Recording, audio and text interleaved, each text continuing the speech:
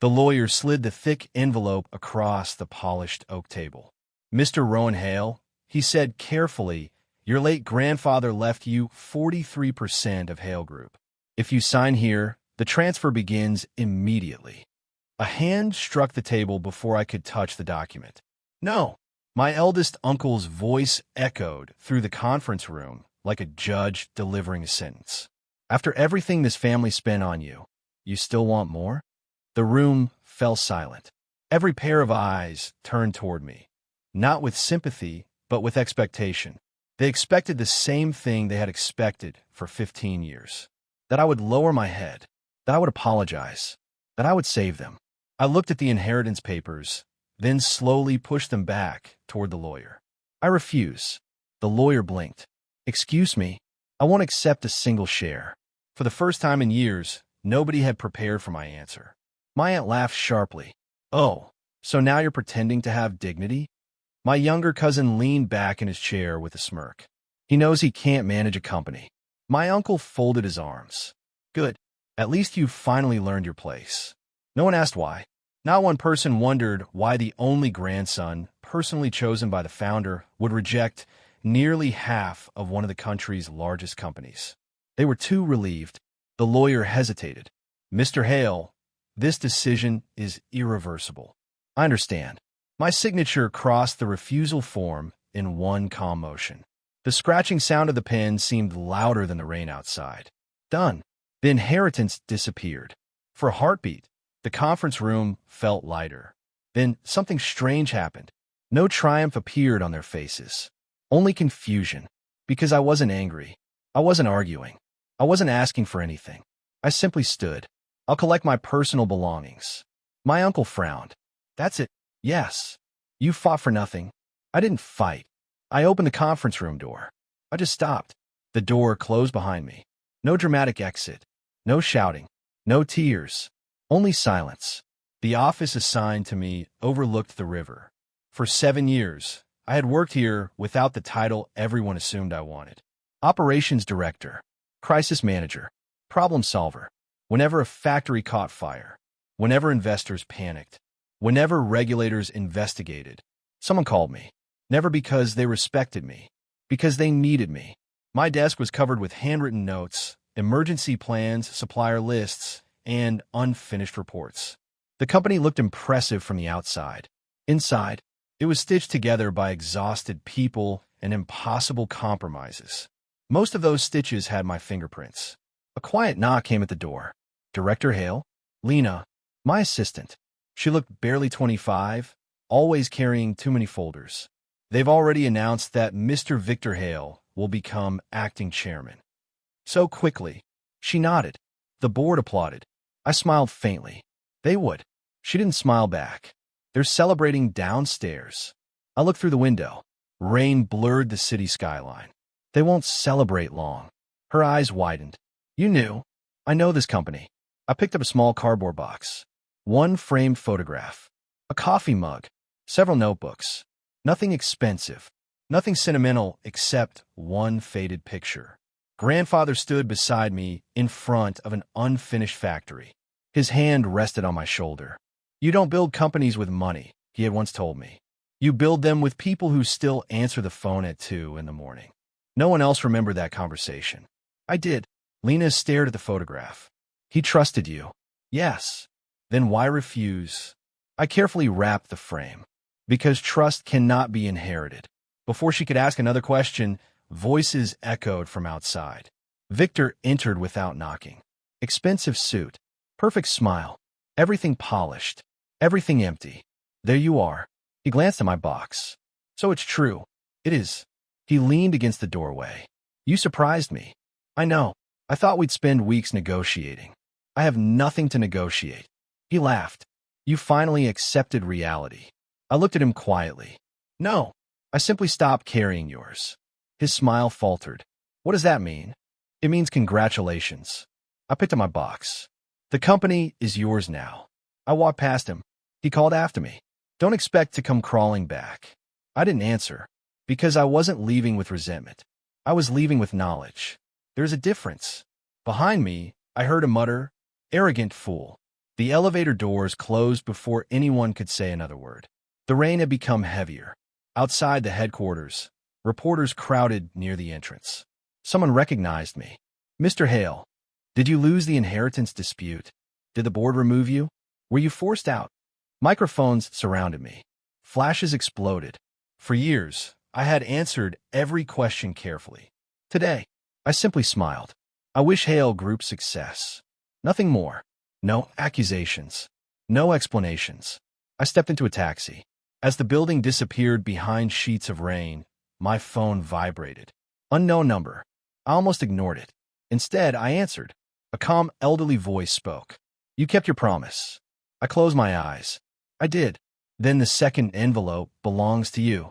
I understand. It has waited many years. The call ended. No name. No explanation. Only one address. An old warehouse on the east side of the city. My grandfather had owned it decades ago. No one had mentioned it since his funeral. I looked out the taxi window. For the first time in 15 years. I wasn't driving toward the Hale family. I was driving away. The warehouse stood between abandoned factories, its rusted steel doors stained by decades of rain. The taxi driver looked at me through the rearview mirror. You sure someone still uses this place? I'll find out. He shrugged and drove away. For a long moment, the street was silent except for water dripping from broken gutters. The address matched. I unlocked the heavy chain with the old brass key enclosed in the envelope. The door groaned open.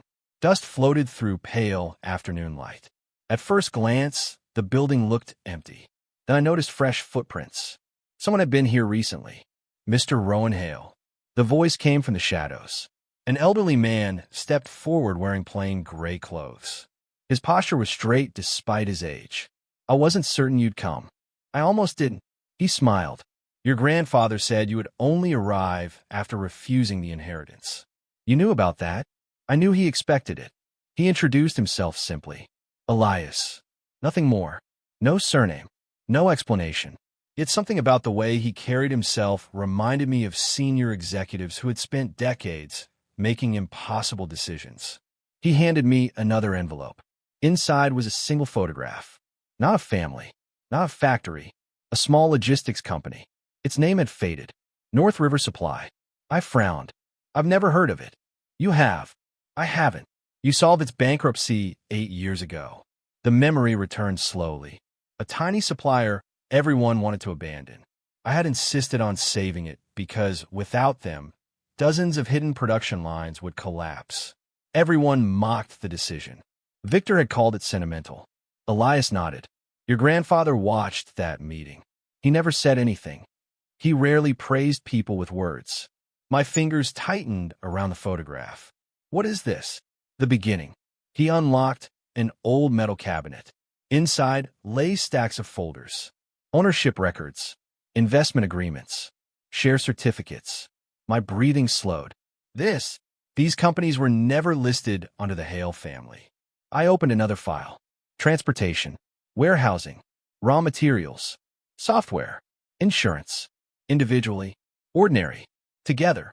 An invisible network supplying almost every division inside Hale Group.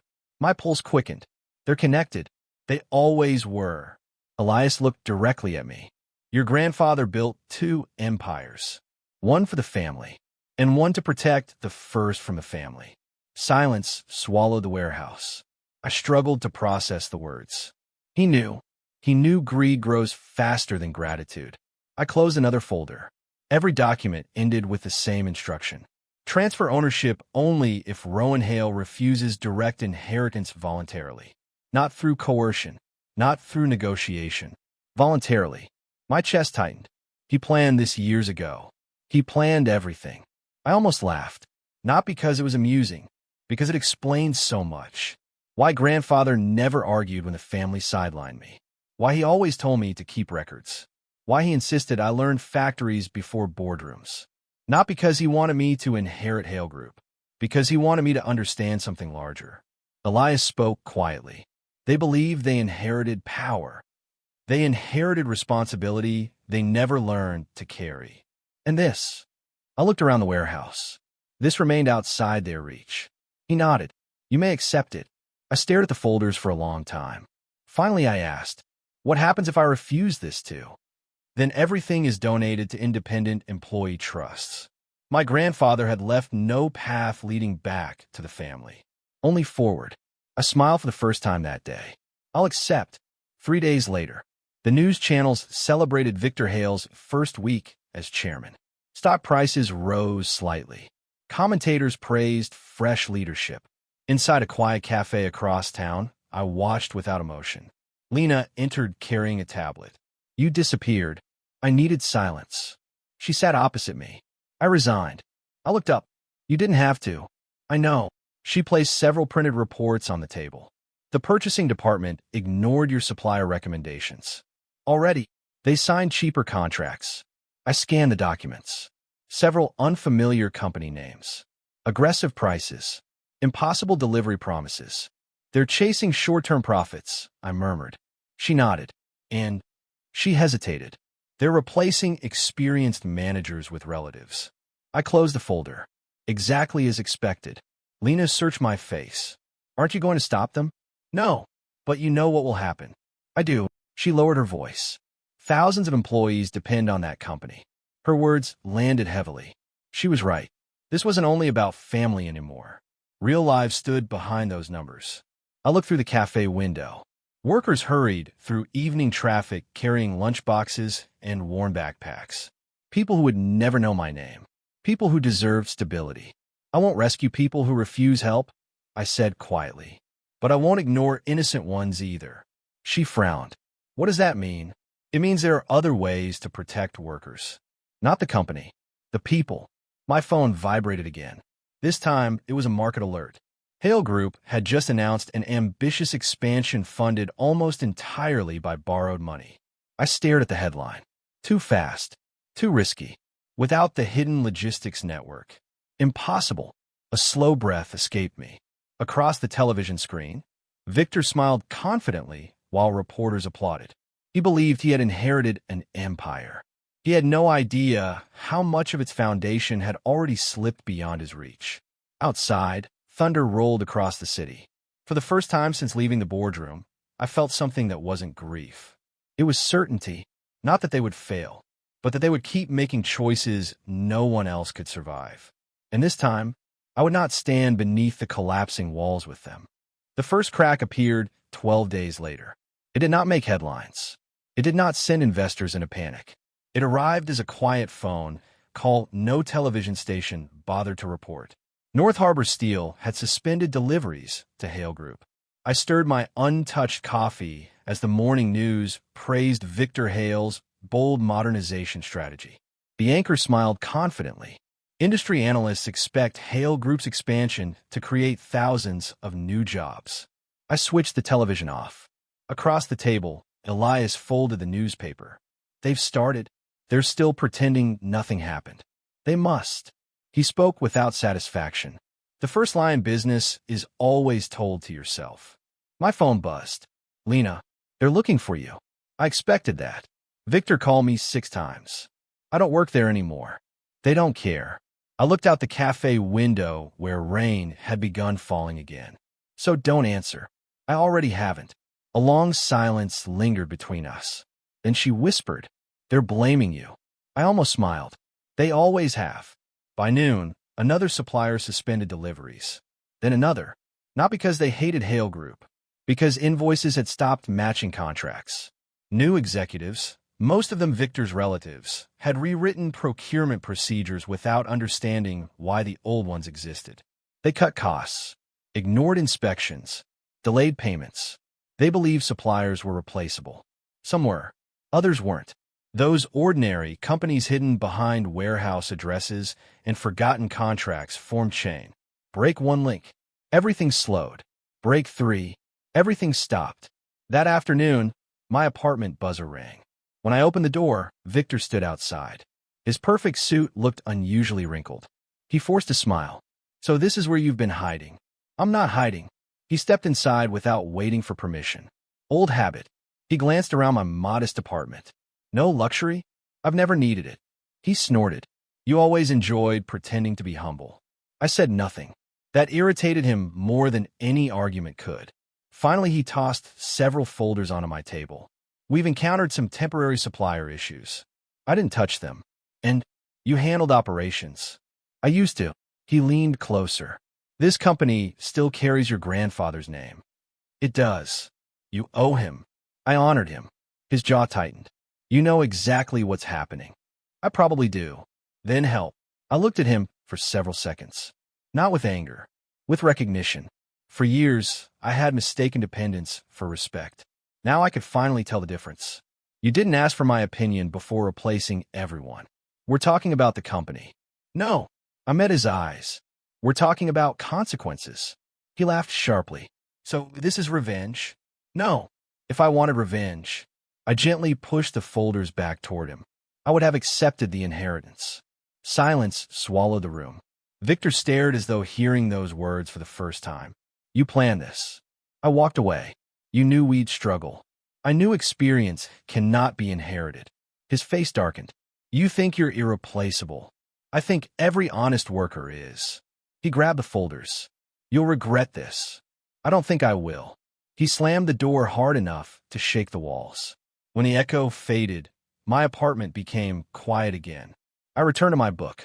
My hands were steady. For years, every confrontation with family had left me exhausted. Today, only peaceful. 3 streets away, Victor sat inside his car, gripping the steering wheel. His driver glanced nervously through the mirror. Chairman, drive. Where, sir? Victor hesitated, then spoke through clenched teeth. Find every supplier Rowan ever worked with. They'll cooperate. They have to. The driver nodded. Neither of them knew they were already too late. 1 week later, Hale Group announced record expansion. 1 hour later, its newest factory stopped operating. The conveyor belts simply stopped. Not because machines failed, because one tiny imported component never arrived. Engineers searched frantically. Managers shouted across production floors. Workers waited beside silent assembly lines. Someone suggested buying from another supplier. The replacement parts didn't fit. Production remained frozen. I learned all of this while visiting a vocational school. Dozens of students crowded around old machinery, eager to learn practical skills. A gray-haired instructor wiped grease from his hands. You really want to sponsor apprentices? Yes. He frowned. Most executives only donate during publicity campaigns. I'm not here for publicity. He studied me for a moment, then extended his hand. We could use honest partners. I shook it. Grandfather had once said, if you can't save a company, save its people. Perhaps this was what he meant. That evening, Lena arrived carrying another stack of documents. They're getting desperate. She spread internal memos across my dining table. Emergency meetings. Cash flow warnings. Requests for bridge financing. None had existed 2 weeks earlier. I pointed to one page. They borrowed against future revenue. They expected expansion to pay for itself. They expected certainty. Lena looked at me. Can they recover? They could. Her eyes brightened. If they admitted mistakes. She already knew the answer. Victor never admitted mistakes. A soft knock interrupted us. Elias entered carrying an old leather folder. I thought you should see this. Inside was a handwritten notebook. Grandfather's handwriting. Every page documented managers throughout the company. Strengths, weaknesses, family connections, character. One sentence appeared again and again. Loyalty without competence destroys faster than betrayal. I closed the notebook slowly. He saw everything. He prepared for everything, except his own death. Elias smiled sadly. No one prepares well enough for that. The following morning, my phone rang before sunrise. Unknown number. I answered. A trembling voice spoke. Mr. Hale? Yes. This is Daniel from Central Logistics. I remembered him instantly. Night supervisor. Always volunteered for overtime. What happened? They're closing our warehouse. My expression hardened. Why? They said it's cheaper to outsource. And the workers? We received termination notices. I remained silent. Not because I lacked words. Because I finally understood where this path led. Victor wasn't only damaging balance sheets anymore. He was dismantling lives. Mr. Hale, Daniel's voice cracked. We heard you left. I did. People still trust you.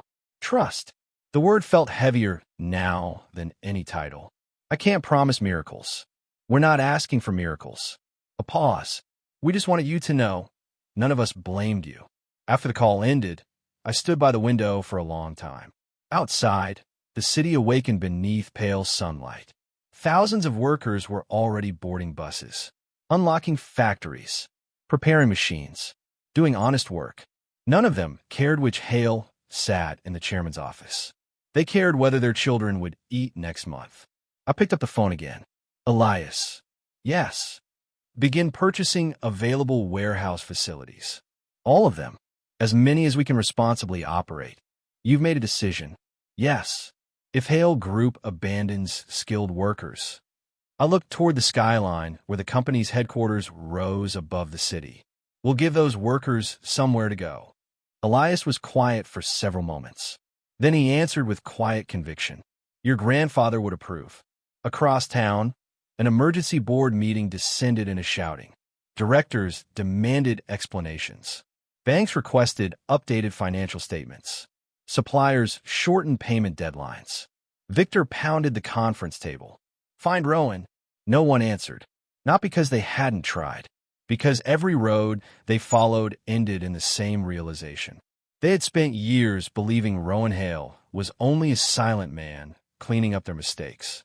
Only after he walked away did they begin to understand how much silence had been holding together. The first resignation came from someone nobody outside the company had ever heard of. Then another, and another. By the end of the week, 12 senior managers had left Hale Group. Financial news called it a routine restructuring. Inside the company, it felt like watching the foundation disappear beneath a skyscraper. I was standing inside a newly renovated warehouse when Elias handed me the morning report. Our employment office opened 3 days ago. How many applications? 642. I looked up. So many. They're not only former Hale employees. He paused. They're people who heard you kept your word. The warehouse buzzed with activity. Electricians installed lighting. Forklifts rolled across polished concrete. Office furniture arrived by the truckload. None of it carried the Hale family name. Above the entrance, workers lifted a simple steel sign. Harbor Alliance Logistics. No grand ceremony. No reporters. No ribbon cutting. Just people preparing to work. Daniel approached wearing a bright orange safety vest. I never imagined I'd see this place alive again. You helped make it happen. He shook his head. No. He smiled. You did. I returned the smile. We all did. For the first time in years, I wasn't solving someone else's crisis. I was building something that didn't require constant rescue. Across the city, Hale Group held another emergency board meeting. The atmosphere was entirely different from the celebration after my departure. Coffee cups remained untouched. Several directors looked exhausted. Victor slammed another report onto the conference table. Our production losses doubled. The finance director nodded weakly. We've also exceeded our borrowing limits. Impossible. No, Chairman. She swallowed. It's arithmetic. One director cleared his throat. We should contact Rowan. Victor's expression hardened. We already did. And he refuses. Silence. An older director spoke carefully. Then perhaps we apologize. Victor stood so abruptly his chair toppled backward. Apologize? To him. He abandoned us. The room remained quiet. Finally, the oldest board member removed his glasses. No. His voice carried decades of experience. He stopped saving us. No one argued, because deep down, everyone knew the difference. News of Harbor Alliance spread faster than expected.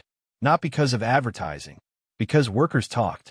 Former supervisors recommended it to trusted technicians. Drivers told mechanics. Mechanics told warehouse crews. People who had spent years feeling invisible finally had somewhere they were welcomed. I insisted on interviewing department heads myself. Not to test technical skill, to understand character. A middle-aged woman named Grace sat across from me. You managed inventory for 18 years. 20. Why leave Hale Group? They replaced everyone who knew what they were doing. She smiled bitterly. They preferred relatives. I nodded. What happens if your nephew asks for a management position? She looked confused. My nephew repairs elevators. If he isn't qualified, he doesn't get hired. I smiled. When can you start? She laughed for the first time during the interview. Tomorrow. That evening, Lena placed a newspaper in front of me. The headline filled half the page. Former Hale executive builds rival network. She looked worried. They're calling this revenge. I read the article quietly. Every sentence painted me as an ambitious man waiting years to seize power. When I finished, I folded the paper. They're mistaken. You aren't angry? No. They'll keep attacking you. I know. Lena frowned. Then why stay silent? I looked around the warehouse floor. Workers unloaded equipment while others laughed over shared lunches. Because these people mattered more than headlines. Truth doesn't become stronger because I shouted. She stared at me for several seconds before slowly nodding. I think I'm beginning to understand. That night my phone vibrated again. This time the caller ID displayed my aunt's name. I almost ignored it. Instead, I answered, Rowan. Her voice sounded unusually gentle. We haven't spoken properly. No, I miss you. The words hung in the air. Once, hearing them would have made me hopeful. Now, they only made me tired. What do you need? A long pause. The company needs experienced people. The company had them. You know what I mean? I do. She sighed dramatically. Family shouldn't stay divided. I closed my eyes briefly. Family wasn't divided when I left. It divided years before. She fell silent. Perhaps because she knew I was right. Or perhaps because she had no prepared answer. Finally, she whispered, Please come home. Home. The word no longer belonged to a building. Or a surname. I already have. I ended the call. 3 days later, the storm arrived. Not outside. Inside Hale Group. The government announced surprise compliance inspections across the manufacturing sector. Every major corporation received notice.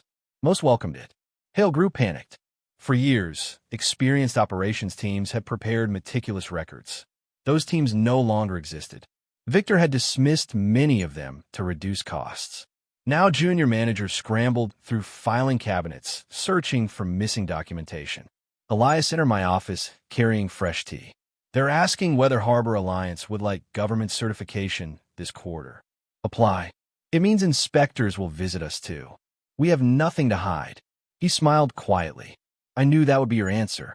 Inspection day arrived beneath clear blue skies. Government officials walked through every warehouse. They interviewed employees without management present.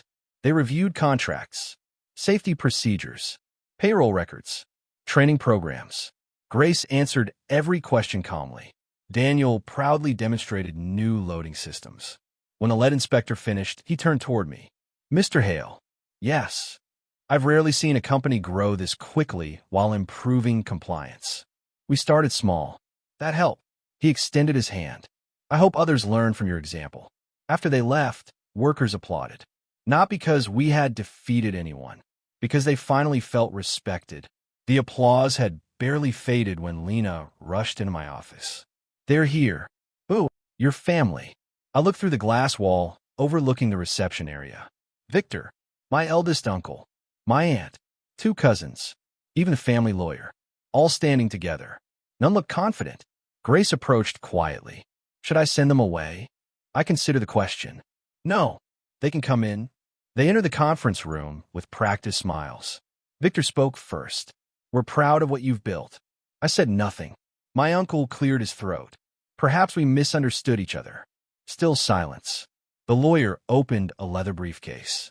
We've prepared a revised inheritance agreement. He slid the document across the table. We're willing to restore your position. I didn't touch it. My aunt forced a laugh. See? Everything can return to normal. Normal. The word almost amused me. Normal had meant working until dawn while someone else accepted praise. Normal had meant apologizing for mistakes I hadn't made. Normal had meant believing love could be earned through sacrifice. I don't want it. Victor leaned forward. Read it first. I don't need to.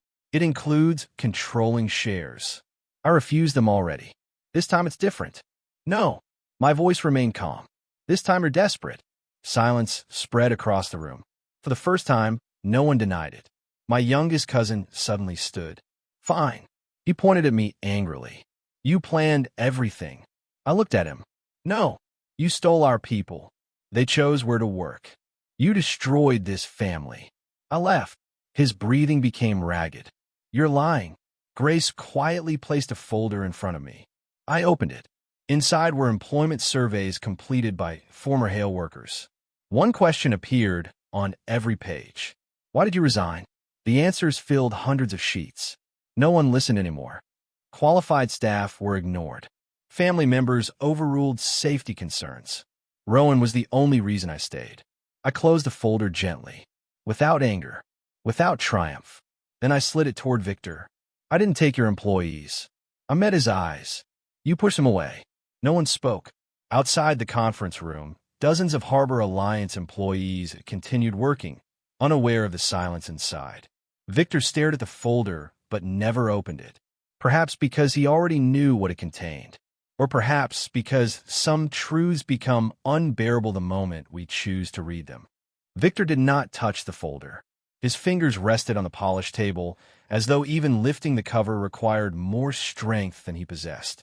The conference room was silent, except for the distant hum of forklifts outside.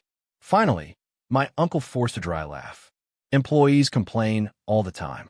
No, Grace said calmly from the corner of the room. Everyone turned toward her. She stood with her hands folded, her posture straight. They don't. They leave quietly. And by the time they complain, she looked directly at Victor. It's already too late. Victor's face darkened. I wasn't speaking to you. Grace didn't flinch. I know. You never listened to people like me. The words landed harder than any accusation. The family lawyer cleared his throat. Mr. Hale, perhaps today's meeting should remain constructive. I agree, I said. I have nothing against any of you. Victor stared. You expect us to believe that? I don't expect anything. I pushed the unsigned inheritance agreement back across the table. I've already made my decision. There is no negotiation. My aunt's carefully maintained smile finally cracked. Rowan, her voice trembled. We're family. I looked at her for a long moment. When my department worked through holidays, where was family?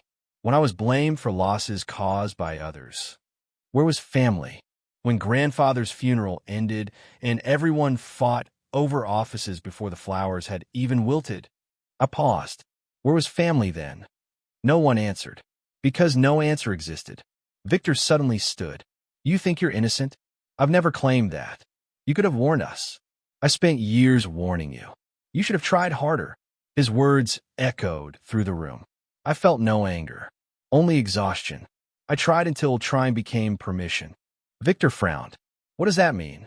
It means... I met his eyes steadily. Every time I fixed your mistakes, you learned nothing. Silence returned. Even Victor couldn't argue. Because somewhere beneath his pride, he remembered every crisis, every emergency, every impossible deadline. Someone else had always solved it. Someone else had always paid the price. Elias entered quietly carrying another folder. He placed it before me. The auditors have arrived. Victor looked confused. What auditors? The independent review requested by Harbor Alliance's investors. I nodded. Invite them in. 5 people enter the conference room. Not journalists, not lawyers, independent financial auditors. Their lead investigator greeted me politely. Mr. Hale. He turned toward Victor. Chairman Hale. Victor forced a smile. What is this? The investigator adjusted his glasses. Routine verification. We've completed our review of Harbor Alliance. Victor frowned. And the investigator placed 2 reports side by side. One belonged to Harbor Alliance. The other, to Hale Group. We discovered several irregularities. Victor's eyes brightened. In his company, the investigator looked at him quietly. No. He turned the Hale Group report around. In yours. The room became impossibly still. The investigator opened the report. Unauthorized procurement changes. Missing compliance records. Related party contracts. Improper executive approvals. My uncle interrupted sharply. Those are administrative issues. The investigator calmly continued. Several contracts awarded to businesses owned by immediate relatives. Every face around the table changed. Slowly, like glass beginning to crack. Victor looked toward the lawyer. The lawyer looked toward my uncle. My aunt lowered her eyes. No one looked at me. The investigator placed another document onto the table. This approval signature. He pointed to Victor's name. Is yours? Victor hesitated. Yes. And this one? Another signature. Another contract. Another approval. Victor's breathing slowed. The investigator spoke gently. Please answer carefully. The room seemed to shrink. Outside, workers laughed as a truck reversed into the loading dock. Life continued. Inside, years of hidden decisions were beginning to surface. The questioning lasted nearly 2 hours. No one raised their voice. No dramatic confessions filled the room. Reality rarely arrived that way. Instead, it unfolded one document at a time. One signature, one invoice, one missing report. Each piece harmless alone. Together. Impossible to deny. The lead investigator closed the final folder. Our findings will be submitted to the Regulatory Commission. Victor leaned forward. There must be some misunderstanding. There isn't. We can explain. You'll have every opportunity. My uncle interrupted. Who reported us? The investigator looked genuinely surprised. No one. We followed the paperwork. That answer struck harder than any accusation. Because paperwork had no emotions, no grudges, no revenge, only facts. After the investigators left, no one moved. My aunt quietly wiped tears from her eyes. When did everything become like this? No one answered her. Perhaps because everyone remembered. Not a single disaster. 1,000 small compromises. Every shortcut accepted. Every warning ignored. Every competent employee replaced by someone easier to control. That was how companies collapsed. Not overnight. One decision at a time. Victor finally looked at me. His voice had changed. Gone was the confidence. Gone was the arrogance. Only fatigue remained. You knew. I knew the risks. You knew we'd fail.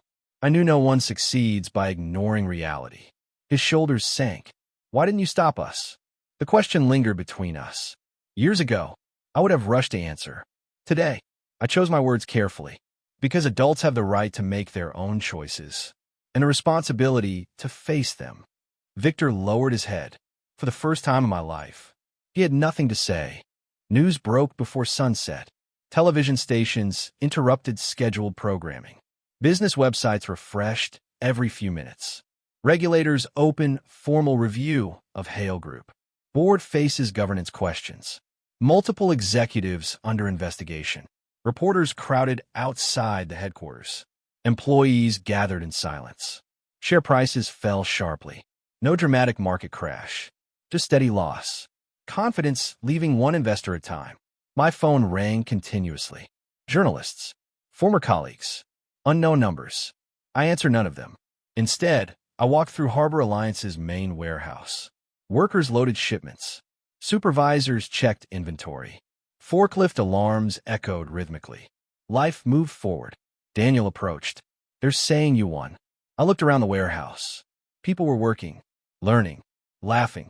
No, what happened wasn't victory. He frowned. Then what is it? I watched a group of apprentices carefully wrapping fragile equipment under Grace's guidance. It's consequence. Nothing more, nothing less.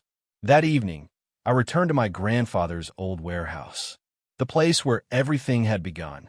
Elias stood beside the dusty window, watching the sunset. He would have been proud. I hope so. He always believed truth required patience. I smiled faintly. I finally understand why. Elias nodded. People mistake silence for weakness. They rarely realize. He looked toward the city skyline, where Hale Group's headquarters stood against the fading light.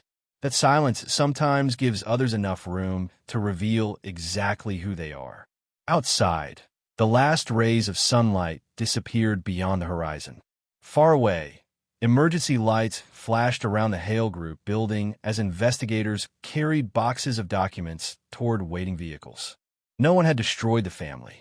They had only continued making the choices they believed carried no cost. Eventually, the bill had arrived. Autumn arrived quietly. The headlines changed first. For weeks, Every business page had been dominated by Hale Group's investigation. Then the news cycle moved on, chasing fresher scandals and louder disasters. The people who had actually lived through the collapse didn't have that luxury. They were still rebuilding. Harbor Alliance's headquarters smelled of fresh paint and brewed coffee. The old warehouse had become something entirely different. Open offices overlooked the logistics floor. Training rooms replaced abandoned storage areas. A daycare center occupied what had once been a rusted loading dock. Children's laughter drifted through the hallways every afternoon. I stopped outside the glass wall, watching a little girl proudly show her drawing to her father during his lunch break. Daniel noticed my smile. We finished the daycare registration. How many families? 48. He shook his head with disbelief. People cried when they saw it. They shouldn't have to. No. He looked around the building. But they did. Grace entered carrying next quarter's hiring plan. We've received another 300 applications. Qualified. Most of them. She hesitated. Some are former Hale managers. I accepted the folder. Did they leave because they were investigated? No. They resigned before that. I nodded slowly. We'll interview everyone. Grace smiled. No favoritism. Especially no favoritism. She laughed. I knew you'd say that. Later that afternoon, I taught the newest management trainees. Not finance. Not operations. Judgment. I stood before 30 young supervisors. What is leadership? Hands rose immediately. Making decisions. Increasing profits. Managing people. I listened patiently. Then I wrote a single sentence across the whiteboard. People remember how safe they felt working beside you. The room became quiet. Machines break. Markets change. Strategies fail. I set down the marker. If your people are afraid to tell you bad news, you've already begun losing. Several trainees lowered their eyes as they wrote notes. I remembered another conference room, another table, another group of people who believed authority made them correct. I hoped these young managers would choose differently. After class, Lena walked beside me through the courtyard. You've changed. Have I? You smile now. I looked toward the employees eating together beneath the trees. I stopped carrying things that were never mine. She nodded. I used to think strength meant enduring everything. So did I. And now I think strength sometimes means refusing to continue. That evening, Elias placed an old wooden box on my desk. I found this while organizing your grandfather's files. Inside lay dozens of handwritten letters. None had ever been mailed. Every envelope bore my name. I opened the first carefully. Rowan, if you're reading this, then you've chosen dignity over ownership. Good. Companies can be inherited. Character cannot. My vision blurred. I unfolded another letter. Never confuse being needed with being loved. The two feel similar. They are not the same. I closed my eyes. For years, those have been exactly the same thing in my heart. The first snow arrived early that year. It covered the city in quiet white, softening even the harsh edges of old factory buildings. I drove alone to the Hale family cemetery. No reporters followed. No announcements were made. Some journeys belonged only to the people taking them. Grandfather's headstone stood beneath an ancient pine tree. I brushed away fresh snow. For a while, I simply stood there. The silence didn't feel empty. It felt familiar. I finally understood. The words disappeared into the cold air. I spent years believing I had to earn a place beside this family. A faint breeze stirred the branches overhead. You already knew I never could. I smiled to myself. That's why you left me another path. I placed one of Harbor Alliance's employee badges against the stone. Not as an offering. As an answer. We're doing well. There are over 2,000 people working with us now. They argue. They laugh. They make mistakes. And they aren't afraid to tell me when I'm wrong. For some reason, that last sentence made me laugh quietly. Grandfather would have appreciated it. As I turned to leave, footsteps crunched through the snow. Victor stood several meters away. He looked older, not because of age, because regret has a way of settling onto a person's shoulders. He held no lawyers, no documents, no demands, only a small bouquet of white chrysanthemums. I didn't know you'd be here. I come every year. He nodded. I haven't. We stood in silence. Finally, he spoke. The board removed me. I heard. The investigation is over. I heard that too. They banned me from serving as an executive. There was no self-pity in his voice, only acceptance. I deserved it. I looked at him. Those 4 words would once have been impossible for him to say. I'm sorry. The apology came quietly, without excuses, without conditions. I don't expect forgiveness. I only wanted to say it once. Snow continued falling around us. I considered everything that had happened. The years, the exhaustion, the resentment that had slowly dissolved into something calmer. I believe you're sorry. Victor closed his eyes briefly. Thank you. But believing you, I continued gently, doesn't mean life returns to what it was. He nodded immediately. I know, and I'm not coming back. I know. For the first time, neither of us tried to change the other. Perhaps that was the closest thing to peace we could ever reach. Victor placed his flowers before grandfather's grave, then quietly walked away. Neither of us looked back. Months later, Harbor Alliance opened its 10th regional center. At the entrance hung a bronze plaque. Not with my name, not with grandfather's. Only a simple sentence every new employee read before walking inside. Respect is not something people owe you. It is something your choices teach them to give. I stood among hundreds of employees as children ran between their parents after the opening ceremony. No applause was directed toward me. No spotlight followed me. And for the first time in my adult life, I realized I didn't need either. I had refused an inheritance. In doing so, I had found something infinitely harder to lose. A life built by choice instead of obligation.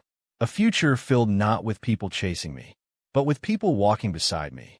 Spring returned to the city with warm rain and clear skies. Exactly 1 year had passed since I signed away the inheritance. The anniversary arrived without ceremony. No one at Harbor Alliance remembered the date. That made me strangely grateful. Some endings deserve to remain in the past. I was reviewing quarterly reports when Lena knocked gently on my office door. You have a visitor. Do I? She smiled. Not family. Then send them in. The man who entered wore a faded maintenance uniform. His hands were rough, his shoulders slightly stooped. He hesitated before speaking. You probably don't remember me. I studied his face. Then recognition surfaced. You repaired elevators at the old headquarters. He laughed in surprise. You actually remembered. You always whistled while you worked. His eyes became unexpectedly red. My daughter graduated from university yesterday. Congratulations. She wanted me to thank you. I looked confused. I've never met her. No. He smiled. But when Hale Group shut down our department, you hired me here. He swallowed. That salary paid for her education. For a moment, neither of us spoke. Then he carefully placed a graduation photograph on my desk. A young woman wearing a cap and gown smiled brightly beside her parents. I wanted you to see what your decision became. After he left, I stared at the photograph for a long time. I had spent years believing success was measured by company size. Perhaps I had been measuring the wrong thing. That afternoon, Harbor Alliance held its annual employee forum. No executives sat on a stage. Everyone used the same chairs, the same microphones. Questions came directly from employees. A warehouse apprentice stood first. What happens if we disagree with management? I smiled. Then management listens. Laughter filled the hall. I continued. If we're wrong, we change. Grace leaned toward the microphone. And if employees are wrong, they explain. More laughter. The atmosphere felt warm. Honest. Nothing like the boardrooms I once feared entering. During the break, Elias walked beside me through the courtyard. You've built something your grandfather never managed. What do you mean? He built loyalty. You built trust. I considered the difference. Loyalty could survive fear. Trust never could. You helped. I only opened a door. He smiled. You were the one who walked through it. As evening approached, I received one final envelope. No return address. Inside was a letter from the Regulatory Commission. The Hale Group investigation had officially concluded. Several executives received financial penalties. A handful faced criminal charges for fraud unrelated to my departure. Victor was permanently barred from holding executive office. My uncle was ordered to repay millions in improper transactions. The family control of Hale Group ended after shareholders elected an independent board. The company itself survived. Smaller, humbler, no longer ruled by the Hale family. I folded the letter carefully. Consequences had finally reached everyone responsible. Not because I had chased them, because truth eventually caught up on its own. A week later, I returned to the old river overlooking the former Hale headquarters. The building still stood. Its glass reflected the evening sun, just as it had on the day I left. Only the name at the entrance had changed. Professional managers now guided the company. The family legacy had become a chapter in history rather than its future. I felt no satisfaction, only distance. Someone sat on the bench beside the river. Daniel. He held 2 paper cups of tea. I guess you come. You know me too well. He handed me 1 cup. For several minutes we watched boats move quietly across the water. Finally he asked, "Do you ever wonder what would have happened if you'd accepted the inheritance?" I thought carefully before answering. I used to, and now, I don't. Why? I smiled. Because I finally understand the question was always wrong. He looked at me curiously. The real question wasn't whether I should have owned the company. It was whether the company should have owned me. The river carried our reflections downstream. Neither of us spoke again for a while. The silence felt comfortable, not empty. That evening, Harbor Alliance's lights glowed across the city. Workers finished their shifts. Parents picked up children from the daycare. Apprentices stayed late to practice new skills. Managers locked office doors after checking on the night crews. No one noticed me standing outside, exactly as I preferred. Grace stepped out of the building, carrying a stack of training manuals. Going home, in a minute. She looked toward the employees leaving together. You know, when I first came here, I thought you were building another company. And she smiled. You were building another way of treating people. After she left, I remained where I was. The evening breeze carried laughter from the parking lot. Someone called goodbye. Someone else promised to bring homemade dumplings tomorrow. Ordinary moments. The kind that never appeared in newspapers. The kind my grandfather valued most. I remembered his letter. Never confuse being needed with being loved. For years, I had lived as though sacrifice guaranteed belonging. It never had. The day I refused the inheritance, everyone believed I had walked away with nothing. They were wrong. I had walked away carrying the only thing no one could take from me. My own choice. Behind me, Harbor Alliance's entrance lights illuminated the bronze plaque. Respect is not something people owe you. It is something your choices teach them to give. I read it once more before turning toward home. This time, no one chased me. No one demanded I return. No one expected me to save them. The people who once believed I would always remain behind them had spent a year chasing a man who no longer existed. They destroyed themselves pursuing the version of me who accepted every burden in silence. That man had disappeared the moment he signed away an inheritance. The one walking home beneath the quiet spring sky belonged to no family's expectations, only to his own future.